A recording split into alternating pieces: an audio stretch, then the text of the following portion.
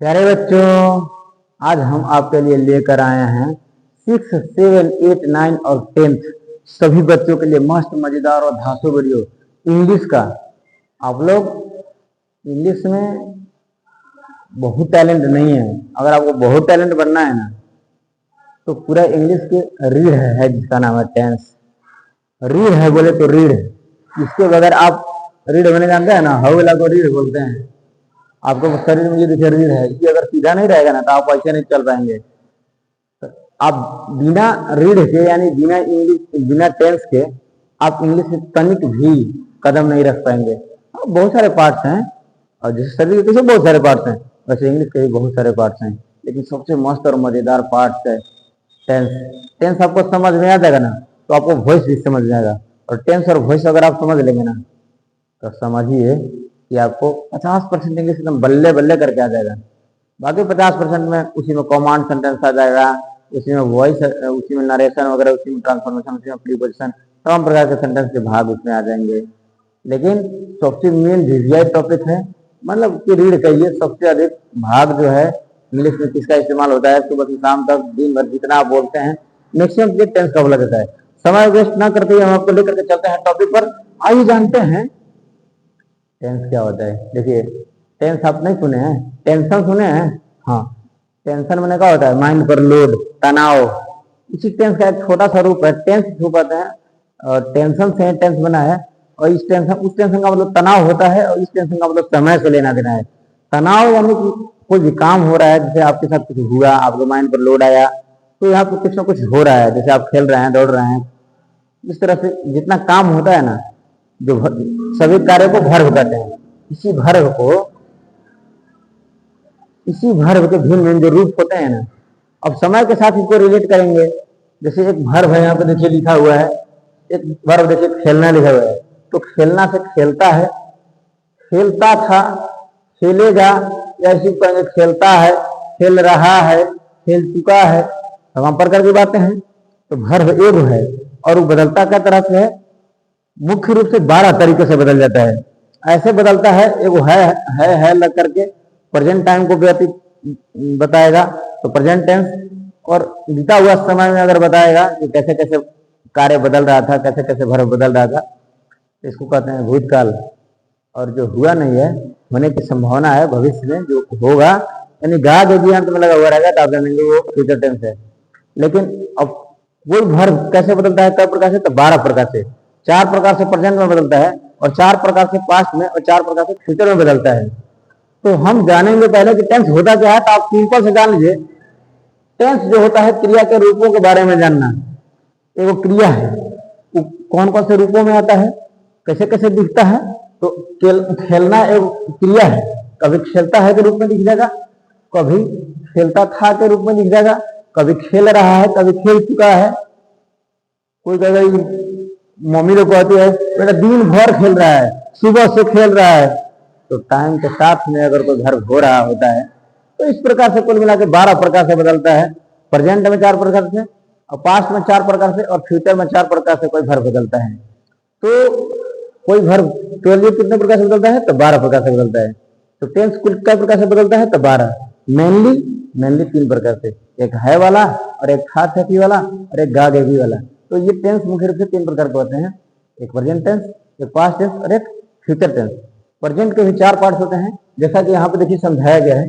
Present indefinite tense, अब present है तो लगा हुआ रहेगा, है हो लगा हुआ रहेगा। अब इंडेफिनिट का क्या मतलब है, इंडेफिनिट का हिंदी होता है अनिश्चयवाचक वर्तमान काल। अनिश्चय माने समय फिक्स नहीं है। जैसे देखिए यहाँ पे लिखा हुआ है राम जाता है, जाता तो है लेकिन कब जाता है पता नहीं है। सुबह में जाता है, शाम में जाता है, 12 बजे जाता है, दिन के जाता है, रात के जाता है, कब जाता है पता नहीं है, टाइम फिक्स नहीं है। तो ये इंडेफिनिट टेंस है, और इसमें इसका पहचान है ताहत है। यहाँ देखिए लिखा हुआ है, इसका क्या पहचान है, तो ताहत है लगा हुआ रहेगा। जैसे आप बड़ी अच्छी तरह मुस्कुराते हैं, आप सुंदर पढ़ाते हैं, आप बढ़िया पढ़ाते हैं, आप बिल्कुल मस्त लगते हैं, आपको एकदम हीरो जैसा लगते हैं, तो अंत में लगते हैं, ते हैं कि नहीं है, ये लगते हैं ताहत है अगर आ जाएगा। आपको जान जाना है प्रेजेंट इंडेफिनिट है। मुझे उम्मीद है कि आपको टेंस बने क्रिया के भिन्न रूप मने चलिए हम है ना हम फराक पहन लेंगे तो मेरा रूप क्वेश्चन हो जाएगा, लड़की के रूप हो जाएगा कुछ समय के लिए। ये धोती कुर्ता पहन लेंगे, पूरा दाढ़ी उड़ी लगा लेंगे, क्या कहते हैं, तो नहीं होता है रेडीमेड नाटक करने वाला, तो लगा लेंगे तो कोई ले इनकलाब जिंदाबाद, सर तो यहाँ जैसा बन गए। तो आई एम सो सॉरी, किसी मुस्लिम भाई लोगों का हम अपमान नहीं कर रहे हैं, हम समझाने की कोशिश कर रहे हैं भिन्न भिन्न रूप। तो इस तरह से भिन्न भिन्न रूप, तो भर्व का जो भिन्न भिन्न रूप होता है ना, इसी के बारे में जानना टेंस होता है। और टेंस तीन प्रकार के, प्रेजेंट, पास्ट और फ्यूचर। प्रेजेंट, पास्ट और फ्यूचर का कहना सिर्फ यह है कि कोई वाक्य के अंत में अगर है हो लगा हुआ है तो जान जाइए वो वर्तमान समय के बारे में बात करता है। और खा थी लगा हुआ है तो आपको जान जाना है कि ये बीते हुए समय के बारे में बात कर रहा है। और गा जो भी लगा हुआ है तो जान जाइए कि अभी हुआ नहीं है, बल्कि होने वाला समय की बात हो रहा है, या आने वाला किसी न किसी समय में ऐसा वर्क होगा। तो आपको इतना समझ में आया। इसके बाद देखिए प्रेजेंट टेंस चार प्रकार के, तो चार प्रकार में पहला मैंने आपको समझा दिया, इंडिफिनिट। इसका पहचान क्या है, ता है, ती है, ते हैं लगा हुआ रहेगा। जैसे आप इतनी एग्जाम्पल से समझा कि वह रोज मंदिर जाता है, वह रोज अपनी वाली से मिलता है, रोज हाय हेलो करता है। तो ता है, ती है, ते हैं जितना लगा हुआ नजर आएगा जान जाइए कि क्या है, प्रेजेंट इंडिफिनिट है, प्रेजेंट इंडिफिनिट है, प्रेजेंट इंडिफिनिट। अब प्रेजेंट इंडिफिनिट तो हम जान गए कि ता है, ती है, ते हैं लगा हुआ रहेगा वर्ब के अंत में, वाक्य के अंत में। लेकिन इसको ट्रांसलेट कैसे करते हैं, तो देखिए रामबाण आपके लिए एक दवाई यहाँ पे लिखा हुआ है। कोई भी सेंटेंस को अंग्रेजी में कन्वर्ट करना है ना, तो ये देखिए स्ट्रक्चर लिखा हुआ है, subject, verb, object, other word. Question sentence में सबसे पहले सब्जेक्ट लिखा जाता है। कहीं कहीं सब्जेक्ट अगर नहीं लिखा हुआ है तो जान जाइए कि वहां पर सब्जेक्ट लुप्त हो गया है, गायब हो गया है, हाइड हो गया है, लेकिन सब्जेक्ट वहां पर किसी न किसी रूप में रहेगा। तो सबसे पहले एस लिखा जाता है, सब्जेक्ट, फिर वर्ब, फिर ऑब्जेक्ट, फिर अदर वर्ड।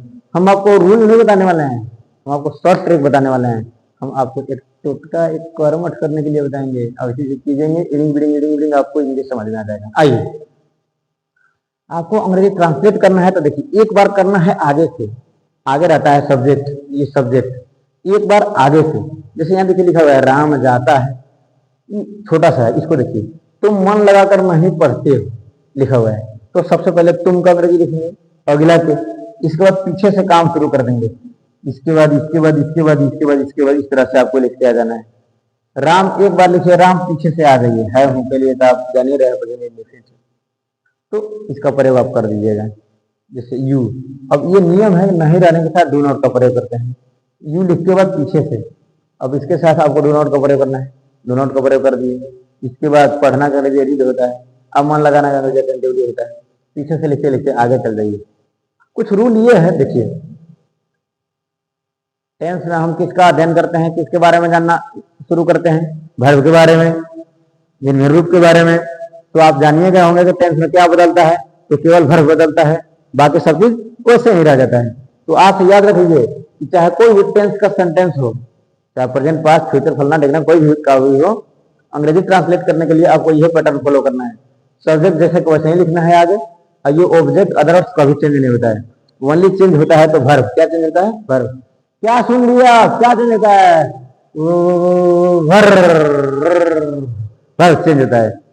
कैसे चेंज होता है, प्रेजेंट इंडिफिनिट में देखिए वर्ब चेंज होता है, V1 या V5। V1 का मतलब होता है ज्यों का त्यों। ज्यों का त्यों का मतलब ये होता है कि खेलना का अंग्रेजी का होता है प्ले, तो V1 ज्यों का त्यों हो जाएगा प्ले। पढ़ना का अंग्रेजी का होता है जी तो रीड, तो पढ़ता है भी रहेगा ना, तो V1 में ज्यों का त्यों रीड ही रहेगा। पढ़ता है कि अभी अंग्रेजी रीड ही होगा, यानी V1 ज्यों का त्यों हो जाएगा। कोई कहेगा बोलना का अंग्रेजी का होता है स्पीच, तो भाई इसका V1 बोलिए तो ज्यों का त्यों। तो कोई भी काम जो होता है, खेलना, कूदना, हंसना, मारना, बढ़ना, तुरना, तो ये सब वर्ब होते हैं। और इनका पहला रूप का मतलब बोले तो इनका जो वर्ड मीनिंग होता है ना, खेलना के, दौड़ना के जो वर्ड मीनिंग होता है, खाना बनाना, पढ़ना, लिखना, हंसना, बोलना, गाना सुनना, जितना ये सब कुछ जितना वर्ड है उसका जो इंग्लिश वर्ड मीनिंग है वही उसका V1 है। V5 का मतलब समझिए, वर्ब में अगर ऐसे ही लगा देंगे ना, लगाने नहीं आता है, चिपकाने आता है, ट्राई कर लीजिएगा।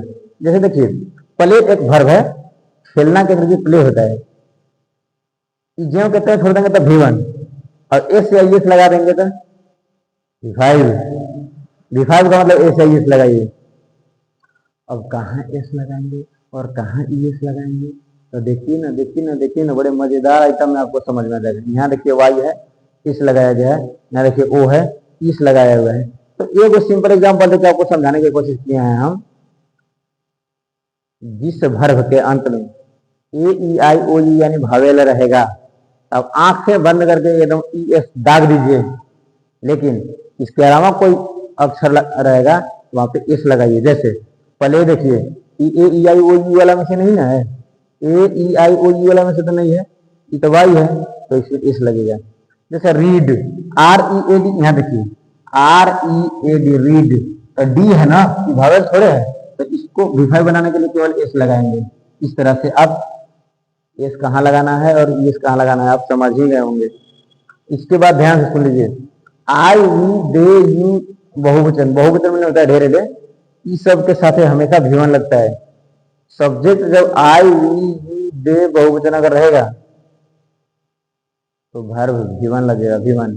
और इसके अलावा कोई भी सब्जेक्ट दिखाई देगा तो उसके अनुसार वर्ब चेंज हो जाएगा, भी5 का प्रयोग होगा। तो कुल मिला के आपको इतना समझ में आया होगा कि प्रेजेंट के इंडिफिनिट जो है उसमें भी1 या भी5 का इस्तेमाल करना है। भी1 में नित्यों का त्यों होता है, वैसे ही खेलना कूदना दौड़ना हंसना खेलना लिख देंगे। और भी5 का मतलब एक तरीके से लगा कर एस कहाँ लगाएंगे और एस कहाँ लगाएंगे। मुझे उम्मीद है कि आपको बेहतर तरीके से समझ में आया होगा और आप इसी तरीके से वीडियो को देखते रहिए। आप घरे प्रैक्टिस कीजिए। जैसे यहाँ पे जैसे सेंटेंस लिखा हुआ है, जैसे यहाँ देखिए आप क्लास में पढ़ते हैं तो आपके अंग्रेजी शुरू लिखेंगे, फिर पीछे से पढ़ना के अंग्रेजी रीड, यू के अनुसार देखिए यू मिल गया तो भी1 लगाइएगा। पढ़ना का अंग्रेजी रीड होता है तो रीड जो कहते हैं लिख देंगे, उसमें एस एस नहीं लगाएंगे क्योंकि सब्जेक्ट यहाँ पे यू है, एम से ये हमें के सब्जेक्टवा के साथ है, एस नहीं लगाएंगे, जो कहते हैं लिख देंगे। तो यू इसी में के है तो जैसे कि वैसे लिख दिए, भर वैसे लिख दिए, ने के अंग्रेजी इन लिख दिए, क्लास लिख दिए, आंसर आगे हाजिर है।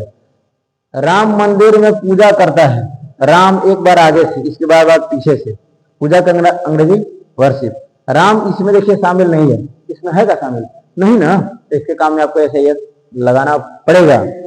पूजा करना का वर्शिप होता है, वर्शिप। तो ये देखिए पी जो है भावेल तो नहीं है, तो आप इसमें ऐसे तो नहीं लगा सकते हैं, तो क्या लगाएंगे, इस लगा दिए। इसके बाद देखिए ने के अंग्रेजी, इसके बाद मंदिर के अंग्रेजी लिख दिए, मैटर आपका सॉल्व है। इसी तरीके से इसी तरह के उदाहरण आप लेते रहिए और घर प्रैक्टिस कीजिए। तकलीफ होगा तब कमेंट बॉक्स में कमेंट कीजिए, हम आपको फिर से नया नया वीडियो लेकर के आते रहेंगे। फिर से हम आपको 10th का एक short fill in the blanks 10th class के करने के लिए आपको देंगे, और तब तक आप वेट कीजिए और इतना का प्रैक्टिस कीजिए। इसका हम और एक और पार्ट लेकर के आएंगे जिसमें बाकी सारे 10th के पार्ट्स को समझा देंगे। आज के लिए मेरा क्लास यहीं तक, मिलते हैं अगले दिन। Bye bye.